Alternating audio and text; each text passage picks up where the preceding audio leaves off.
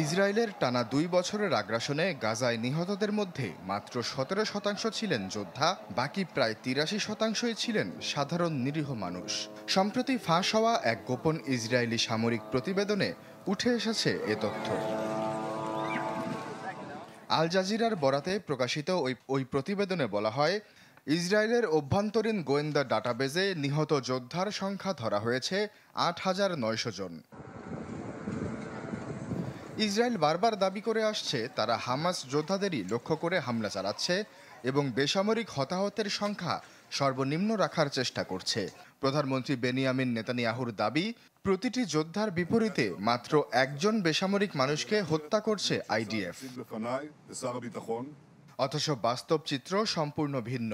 এর আগেই স্থানীয় গণমাধ্যম লোকাল কল এবং 972 ম্যাগাজিন জানায়, ইসরায়েলি সেনাবাহিনী ল্যাভেন্ডার নামের এক কৃত্রিম বুদ্ধিমত্তা বা এআই সিস্টেম ব্যবহার করছে। এই সিস্টেম লাখো ফিলিস্তিনিকে সম্ভাব্য যোদ্ধা হিসেবে চিহ্নিত করে হত্যার অনুমোদন দিয়েছিল। ইসরায়েলি সেনা কর্মকর্তাদের স্বীকারোক্তি অনুযায়ী এক একজন নিম্নপদস্থ হামাস সদস্যকে হত্যা করতে 15 থেকে 20 জন বেসামরিক মানুষকে কলাটোরাল ড্যামেজ হিসেবে হত্যার অনুমতিও দেয়া হয়েছিল।